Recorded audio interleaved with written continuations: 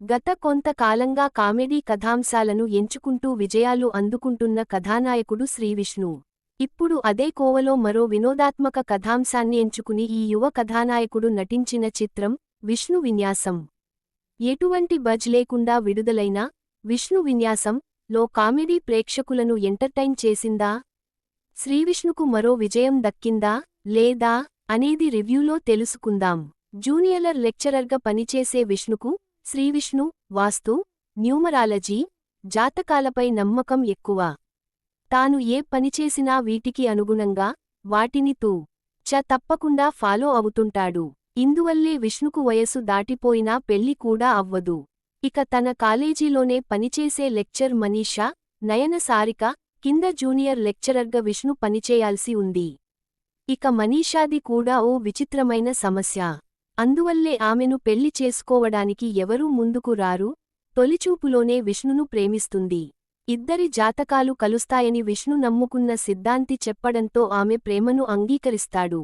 అయితే సరిగ్గా ఆమెను పెళ్లి చేసుకునే సమయానికి మనీషా తన జీవితంలో ఉన్న సమస్యను చెబుతుంది. దీంతో షాక్ తిన్న విష్ణు ఏం నిర్ణయం తీసుకున్నాడు? ఈ ఇద్దరి పెళ్లి జరిగిందా? అసలు మనీషా జీవితంలో ఉన్న సమస్య ఏమిటి అనేది సినిమా చూసి తెలుసుకోవాల్సిందే. సమాజంలో కొంతమంది మూఢనమ్మకాలుగా, మరికొంతమంది నమ్మకాలుగా పరిగణించే జాతకాలు, న్యూమరాలజీ, వాస్తులను పిచ్చిగా నమ్మే అబ్బాయి, దాని చుట్టూ అల్లుకున్న వినోదం, హీరోయిన్ పాత్రకు ఓ విచిత్రమైన సమస్య ఇవి ముఖ్య అంశాలుగా తయారుచేసుకున్న కథ ఇది.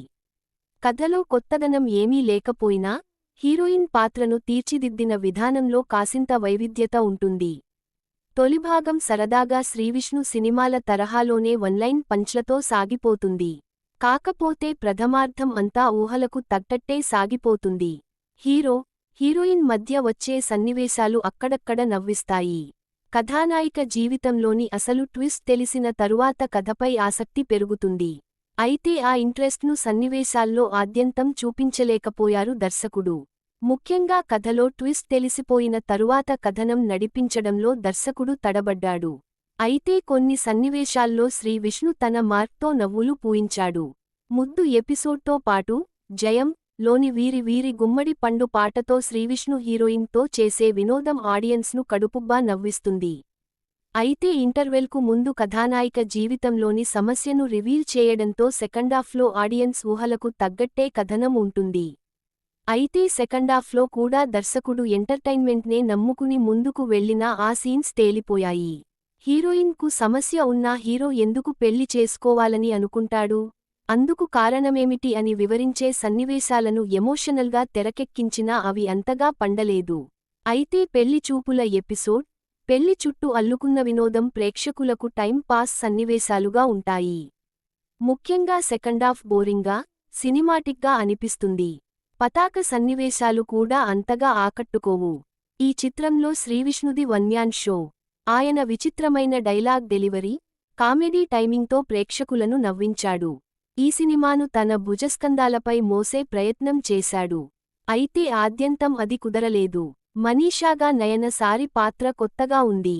ఆమె కూడా ఆ పాత్రనే అంతే సమర్థవంతంగా పోషించిది. స్క్రీన్పై నయన సారిక అందంగా కనిపించింది. జ్యోతిష్య శాస్త్రం గురించి తెలియకున్నా అన్నీ తెలిసిన సిద్ధాంతిగా నటించిన కమెడియన్ శ్రీనివాస రెడ్డి నవ్వించే ప్రయత్నం చేశాడు. సినిమా ఆద్యంతం సత్య ఉన్నా ఎందుకో ఆయన కామెడీ మిస్ అయిన ఫీలింగ్ కలుగుతుంది. లెక్చర్స్ పాత్రల్లో బిలహరిగా ప్రవీణ్, పంకజ్గా బ్రహ్మాజీ అక్కడక్కడా నవ్వించారు. చిత్ర దర్శకుడు రాసుకున్న కథలో నవ్యత లేకపోయినా కామెడీతో సినిమా ఆద్యంతం నడిపించాలనే ప్రయత్నం చేశాడు.